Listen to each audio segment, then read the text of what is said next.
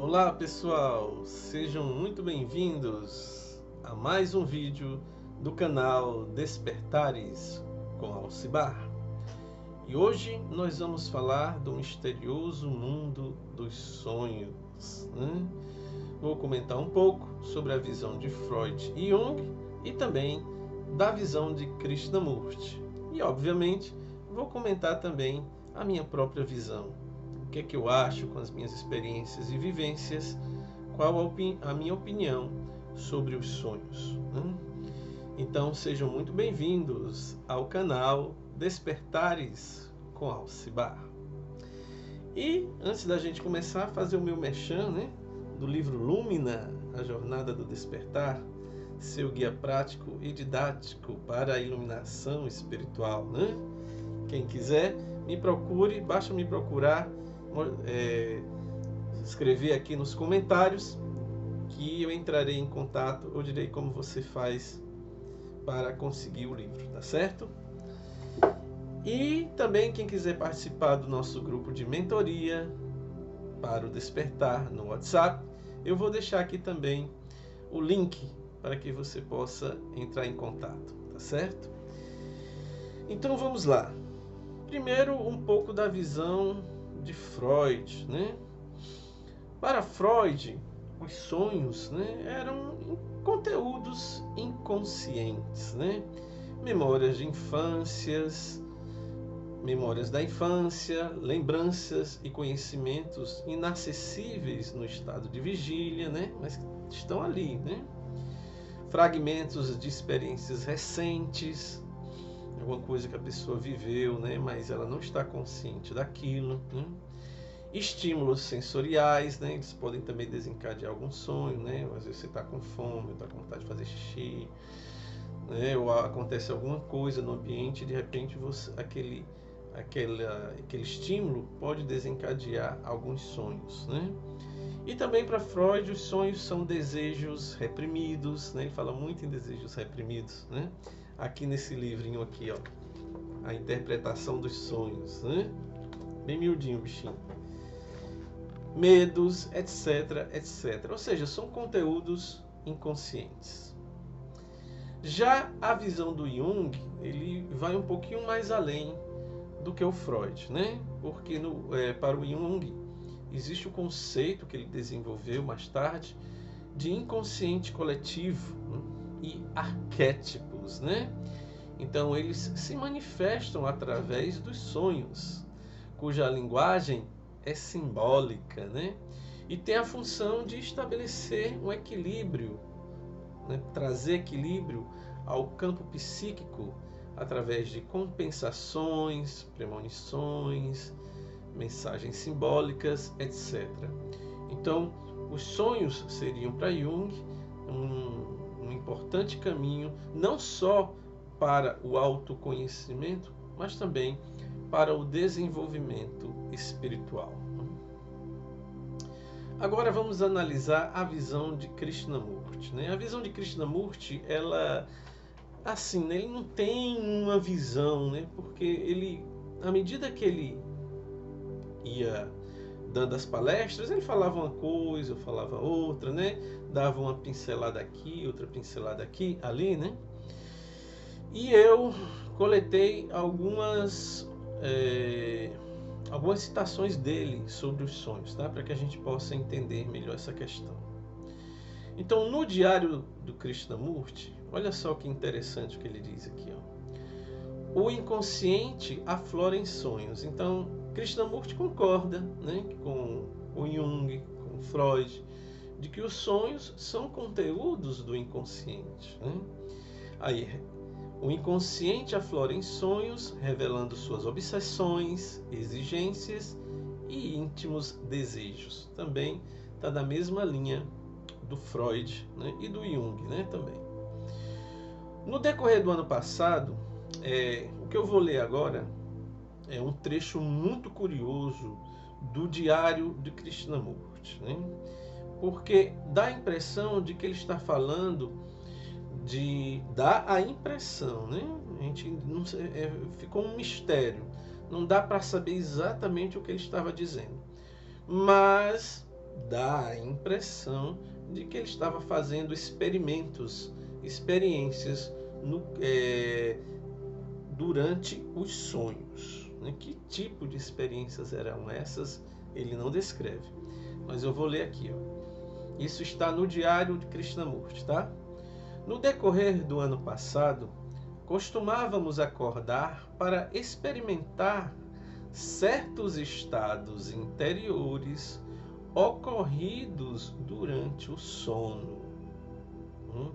Então ele acordava para experimentar. Aí olha o que ele diz: certos estados interiores ocorridos durante o sono. Ele não descreve o que é, né? Fica um mistério. Era como se acordássemos meramente para que o cérebro registrasse a ocorrência, né? Porque se não acordasse não ia se lembrar, né? Mas, curiosamente, aquela experiência se dissolvia sem demora. O cérebro não a acumulava no rol das lembranças. Está no diário, tá? E nos apontamentos de Krishnamurti ele diz: há sonhos superficiais e sem qualquer sentido. Há sonhos significativos e existe o estado sem sonhos. Sonhos são a expressão de nossa vida diária em diferentes formas e símbolos, né? Como também está na mesma linha do Freud e do Jung, né? Se não houver harmonia e ordem em nossa vida diária e nos relacionamentos, então os sonhos são a continuação dessa desordem, ou seja, o sonho é a continuação daquilo que ocorre no estado de vigília, né? Só que através de símbolos, né? Usando uma outra linguagem. Durante o sono, o cérebro tenta encontrar uma ordem para essa confusa contradição. É como se o sonho, o Jung também fala disso, né? É como se o sonho procurasse um equilíbrio, né? Fosse uma forma do inconsciente encontrar um equilíbrio, né? Para a desordem interna, né? Por isso que manda mensagem, por isso que tem símbolos, né? Por isso que é importante, na visão do Jung, né? A interpretação, né? Para se compreender o que é que o inconsciente está querendo dizer, está querendo transmitir, né? No livro Viagem por um Mar Desconhecido, Krishnamurti diz: o inconsciente, como já disse, é muito forte. Ele é o repositório racial, coletivo e nos governa muito mais do que a mente consciente. Tudo a ver com a visão do Jung de inconsciente coletivo. E também tem seus próprios motivos, impulsos, alvos. E envia-nos mensagens através dos sonhos. Está em Viagem por um Mar Desconhecido. Está na mesma linha de Freud e do Jung, né? Já no livro O Homem Livre, ele diz o seguinte: mas quando o organismo físico adormece e a mente superficial, cansada das ocupações do dia, se tornou relativamente quieta, então, nessa quietude, ela pode receber as comunicações do inconsciente, né? Essas comunicações assumem a forma de símbolos, visões, ideias, sonhos. É o que de fato acontece, e não há nada de misterioso nisso. Podemos pensar que estamos tendo experiências extraordinárias, encontrando-nos com o mestre e outras tolices tais, mas não há nada disso. O inconsciente acha-se tão condicionado como o consciente, e ele projeta certas ideias na forma de sonhos. É isso o que realmente sucede. A mente consciente, que está ocupada durante o dia, fica quieta durante o sono, e assim as comunicações do inconsciente se projetam nela. Perfeito, né? E ele também fala uma coisa muito interessante, uma coisa muito peculiar da visão dele, né? O sonho como resíduo da experiência inconsciente. Vamos ver. Estás desperto no nível superficial e, ao mesmo tempo, o inconsciente, que é o resíduo do passado, vos está transmitindo coisas como uma enciclopédia. O consciente já não é uma coisa separada do inconsciente, na qual o inconsciente terá de projetar certas ideias durante o sono. Assim sendo, conforme o grau em que estiveres desperto, vigilante, que necessidade há de sonhar? Está claro isto? A mente se mostra, então, sobremodo sensível durante o dia, recebendo e compreendendo momento por momento, sem nada reter nem acumular. Escutai bem isso, por favor. No momento em que acumulais, fica-vos um resíduo que se tornará sonho, o qual terá de ser interpretado. A mente sensível não acumula, mas a mente que acumulou é insensível, e essa acumulação é o inconsciente, que tem necessidade de descarregar-se, limpar-se, e por isso começa a projetar símbolos, etc. Então é uma espécie de descarrego, de resíduo, de limpeza, né? É muito interessante essa visão dele, né? Como se fosse a digestão, vamos dizer assim, né? do cérebro, da mente, né? A mente fazendo sua digestão através dos sonhos, né? Se estáis desperto, se sois sensível, não só ao que está se passando em vosso próprio processo de pensamento, mas a tudo que vos cerca, se quando ledes os jornais ou vossos livros sagrados, estáis cônscio de quanta estupidez neles se contém, se quando estudais vossa particular autoridade, percebeis suas pretensões, seu desejo de poder, posição, e ao mesmo tempo o vosso próprio desejo de poder, posição, autoridade, se estáis desperto para tudo isso, descobrireis então que já não haverá divisão entre consciente e inconsciente. A experiência não deixa então resíduo algum, e tal significa que não há necessidade de sonhar, nem de interpretação dos sonhos. Bom, isso aqui merece umas explicações, tá certo? Krishnamurti está falando de um estado de consciência durante a vigília. Só que esse estado de consciência, que ele falava muito, né, no começo da sua carreira solo, vamos dizer assim, muita gente interpretou como uma prática, como uma técnica. E aí onde estava o grande equívoco. Krishnamurti não está falando de técnica, não está falando de prática. Ele está falando de algo, de um estado de consciência que ocorre naturalmente. Então, há períodos, principalmente durante o Samadhi, que a mente está completamente consciente, sem nenhum esforço.